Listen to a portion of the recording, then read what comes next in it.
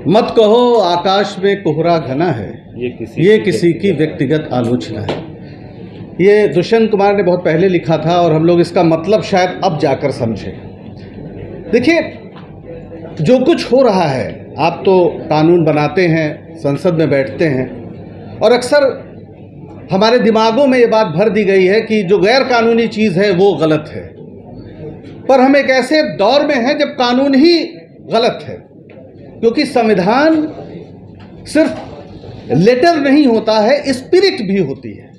यानी उसमें आत्मा, क्या लोकतंत्र की आत्मा है या नहीं है। सरकार ने एक कानून बना दिया है और वो कानून जिसमें आईटी एक्ट अभी संशोधन होकर लागू हो गया है, जिसमें ये कह दिया गया है कि जितने भी प्लेटफॉर्म हैं, सोशल मीडिया प्लेटफॉर्म है, एक्स हो, मेटा यानी फेसबुक हो या आपका यूट्यूब हो, अगर सरकार कहती है कि इस कंटेंट को हटाओ, इस पेज को डाउन करो, इस यूट्यूब चैनल को ख़त्म करो, तो ये कंपनियां बाध्य हैं। ये कंपनियां कभी अभिव्यक्ति की आज़ादी के नाम पर खड़ी हुई थी। हालांकि ये धंधा है और व्यापारी हैं वो लोग, ऐसा नहीं है कि वो लोकतंत्र के पहरुए हैं, लेकिन चूंकि अभिव्यक्ति की आज़ादी या अभिव्यक्ति भी अपने आप में एक कारोबार है, कौन बेहतर तरीके से अभिव्यक्त करता है उसके लिए अच्छा मंच हो तो वो एक बिजनेस भी है। तो ये लोग ये सोचकर इसमें आए थे। लेकिन आज जो स्थिति है, एक तो जो लोग थोड़ा लड़ रहे थे, जैसे जब ट्विटर था तो उसके जो पुराने मालिकान थे उन्होंने कुछ कोशिश की, लेकिन उसे एलन मस्क ने खरीद लिया और फिर ट्रंप के पक्ष में पूरा इस्तेमाल किया। तो वहाँ पर एक अलग गंदगी चल रही है। दिक्कत क्या है कि भारत में हम लोग जो कभी तमाम मुख्य धारा मीडिया में काम करते थे, मैं अपना उदाहरण संक्षिप्त में ये आपको बताना चाहता हूँ। मैं 2014 तक टीवी में लंबे समय तक रहा। 2015 में मैं वहाँ से निकाला गया। मैं IBN 7 का एसोसिएट एडिटर था, बर्खास्त किया गया, ये मुझे मेडल मिला। तो क्योंकि मुकेश अंबानी की कंपनी ने उसको टेक ओवर कर लिया था और ये स्पष्ट हो गया था कि जो लोग भी पुराने तरह की पत्रकारिता करना चाहते हैं, यानी 2014 के पहले की पत्रकारिता करना चाहते हैं, 2014 के पहले आपकी पत्रकारिता अगर आपको याद हो तो आप 24 घंटे इस सरकार के खिलाफ, आप लोग तो, हम सारे लोग रामलीला मैदान में खड़े थे और भ्रष्टाचार के जो भी मुद्दे थे वो आज गलत सही साबित हो रहे हैं, वो अलग बात है। लेकिन अगर CAG ने कोई रिपोर्ट दी थी तो हमारा ये अधिकार था कि हम उसको लगातार दिखाते थे और अगर सड़क पर जनता उतरी थी तो हमारा फर्ज था कि उसको बताएं। आज स्थिति यह है कि CAG की रिपोर्ट या CAG जैसी कोई संस्था इस देश में है, हम क्या इस बात को जानते भी हैं? कोई रिपोर्ट नहीं आनी है, कोई सवाल नहीं उठना है। हम लोग उस पीढ़ी के लोग हैं जब हमने देखा, संजय भाई से मेरी पहली मुलाकात हुई, मैं स्टार न्यूज़ में था, मुझे पता चला कि एक नौजवान नेता है सुल्तानपुर में जो विश्व हिंदू परिषद के त्रिशूल वितरण के खिलाफ गीता का वितरण कर रहा है लोगों के बीच में।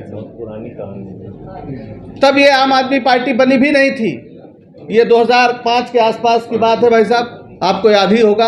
और मैं बनारस में था, OB वैन तब ट्रक टाइप होती थी, मैं भागा भागा वहाँ गया क्योंकि मुझे लगा ये गंभीर बात है। सुल्तानपुर यानी अवध क्षेत्र में जहाँ बहुत ज़बरदस्त सांप्रदायिक उन्माद पैदा करने की कोशिश हो रही है, वो कौन नौजवान है जो इस तरह की बात कर रहा है, जो हिंदुओं को उनके धर्म का मर्म याद दिला रहा है। धृत क्षमा दमोस्तेयम शौचम इंद्रिय निग्रह धीर विद्या सत्यम अक्रोधा दशकम धर्म लक्षणम। इसमें कहीं क्रोध और उन्माद, नफरत, इस सब की कोई गुंजाइश नहीं है। तो कौन है वो व्यक्ति? और मैं वहां से भाग के गया और मैंने स्टोरी की कि वो है संजय सिंह। तो ये थी पत्रकारिता, जहां भी जनता की बात हो रही हो, जनता के बांट रहे थे मोहम्मद सफ़ी। हाँ, मोहम्मद सफ़ी गीता बांट रहे थे। सोचिए ये गंभीर, मतलब किस दौर से हम लोग आए हैं कि हमें, मैं अखबार में भी था, अमर उजाला में, तो हमें बाईलाइन ही तब मिलती थी जब किसी सरकार की बड़े घोटाले को हम सामने लाएं या किसी अफसर की चोरी को हम पकड़ें, उसी दिन हमें बाईलाइन मिलती थी। बाईलाइन मिलने का एकमात्र कसौटी यही थी कि आप इस सरकार को कितना असहज करते हैं, क्योंकि आप जानते हैं पत्रकारिता उसी को कहते हैं जिसे बताने, छापने पर कोई रोकना चाहे। बाकी सब PR है, बाकी सब प्रचार है। पत्रकारिता वही है जिसे बताने से रोका जाए, और इस बात को सबसे ज़्यादा अच्छे तरीके से कोई व्यक्ति समझता है तो वो है इस देश के प्रधानमंत्री नरेंद्र मोदी।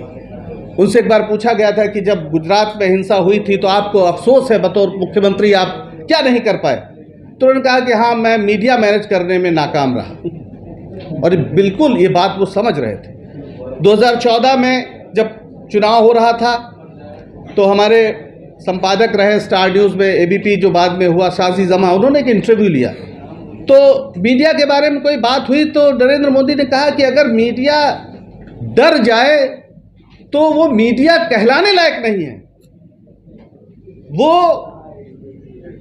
लोकतंत्र के लिए घातक है। और मेरी निगाह में पूरे इतिहास में यही वो सच बात उन्होंने कही थी।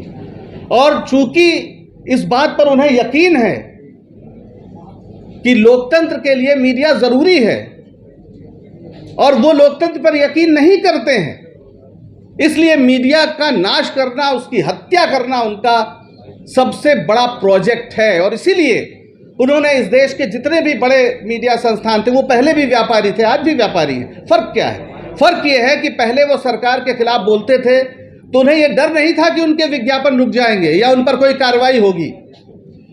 अब ये डर है कि अगर कुछ बोला तो कार्रवाई होगी, आपके खिलाफ कुछ भी हो सकता है। और इसलिए जो सिर्फ व्यापारी थे उन्होंने सबसे पहले दंडवत किया। पत्रकारों ने दंडवत नहीं किया, उनके मालिकों ने दंडवत किया। तो जब मालिक दंडवत कर गए तो उसके बाद आप जैसे लोग, तमाम लोग सड़कों पर आ गए। सोशल मीडिया का आपको एक सहारा मिला और आपने सोचा कि नहीं, सच्चाई बताना जरूरी है। क्योंकि जैसे शरीर में आपके हीमोग्लोबिन की कमी हो जाए तो आप कमजोर हो जाएंगे, आपका प्रतिरक्षा तंत्र कमजोर हो जाएगा और आप बीमारी से लड़ नहीं पाएंगे। वैसे ही अगर लोकतंत्र में सूचनाओं का निष्पक्ष प्रवाह नहीं होगा तो आपके लोकतंत्र में भी हीमोग्लोबिन की कमी हो जाएगी। लोकतंत्र का शरीर, प्रतिरक्षा तंत्र उसका कमजोर हो जाएगा। इसलिए जरूरत है सूचना के मुक्त प्रवाह की, इसलिए जरूरत है, इसलिए निष्पक्ष जानकारी की जरूरत है, क्योंकि लोकतंत्र उसके लिए मजबूत करने के लिए जरूरी है। लेकिन लोकतंत्र को खत्म करने का एक प्रोजेक्ट है। आज ये भारत का सारा मीडिया विश्वगुरु का बजा रहा है बाजा। हकीकत क्या है? वी डैम, जो वैरायटी ऑफ डेमोक्रेसीज, जो स्वीडन की कंपनी है, जो आपको लगातार आपका देती है कि आप कहां पर खड़े हैं, वो कह रही है कि भारत में जो डेमोक्रेसी है वो एक इलेक्टोरल ऑटोक्रेसी की ओर बदल गई है। आप 107वें नंबर पर हैं, आपका मीडिया 151वें नंबर पे है। आप कैसे विश्वगुरु बन सकते हैं? अगर लोकतंत्र में लोगों को अपनी बात कहने का हक ही नहीं है, सच्चाई दिखाने का हक ही नहीं है, तो आप कहां से लोकतंत्र में आगे बढ़ सकते हैं? लेकिन मैं एक बात और कहना चाहता हूं जो शायद इस सबसे अलग है। सब हम लोग जानते हैं जिस कष्ट में है, अब किया क्या जाए। मुझे पूरा यकीन है कि ये जितने भी माध्यम हैं जिन पर हम भरोसा कर रहे हैं, जाहिर है हम दूसरों के पर भरोसा कर रहे हैं, हम भरोसा कर रहे हैं यूट्यूब पर, एक्स पर, फेसबुक पर, वो भारत के लोकतंत्र के लिए बिल्कुल जवाबदेह और जिम्मेदार नहीं है। उन्हें लगेगा कि दिक्कत है, तुरंत वो डाउन कर देंगे। उन्हें रील्स पर, चुटकुलों पर, नाच गाने पर, इसमें ज़्यादा पैसा मिलता है, ज़्यादा धंधा मिलता है और इसलिए वो सरकार से लड़ेंगे नहीं। हमारी समस्या ये है कि हमारे पास जो प्लेटफॉर्म है उस पर दुनिया भर का जो कॉरपोरेट है उसका कब्जा है, वो हमारा प्लेटफॉर्म नहीं है।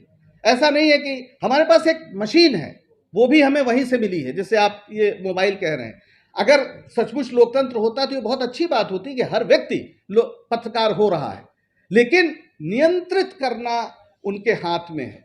और इसलिए वो मैन्युफैक्चरिंग कंसेंट, आपको पता होगा नॉम चॉम्स्की का जो सिद्धांत है कि किसी के बारे में आप जबरदस्ती आप उसको अपने पीछे नहीं रख सकते, तो आप उसके एक कंसेंट पैदा करिए, सहमति निर्माण करिए कि मोदी जी अरे बचपन में मगरमच्छ से खेलते थे।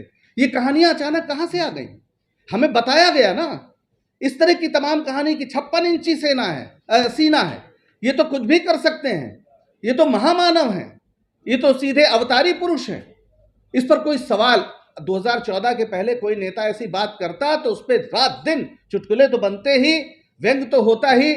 मुझे मतलब लोग मजाक उड़ाते। मैंने पिछले दिनों एक पुराना वीडियो देखा, सोनी टीवी पे, शायद कपिल शर्मा शो ही रहा, जहां पर रघुवीर यादव गाना गा रहे थे कि सखी सैया तो बहुते कमात है, महंगाई डायन मार जात है। ये सोनी टीवी पर चल रहा था, जो जो मनोरंजन के लिए था, ये उस दौर में हम लोग आए थे, क्योंकि उस समय की सरकारें ये मानती थी कि हक है।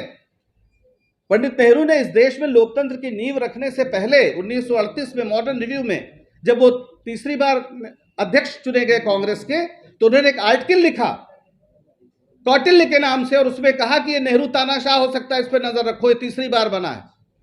यानी तानाशाही इस देश में संभव ना हो, इसके खिलाफ इस देश में जो लोकतंत्र के लड़ाई लड़ने वाले, स्वतंत्रता की लड़ाई लड़ने वाले थे, वो पहले दिन से सजग थे। इसलिए मैं एक बात कहना चाहता हूं, वो बात यह है, जुनून फिल्म याद आती है जिसमें नसीरुद्दीन शाह बहुत दुखी होकर कहते हैं, जावेद भाई हम दिल्ली हार गए। तो हे पत्रकारों, आप पत्रकारिता की लड़ाई हार चुके हो। अब सवाल है हो क्या?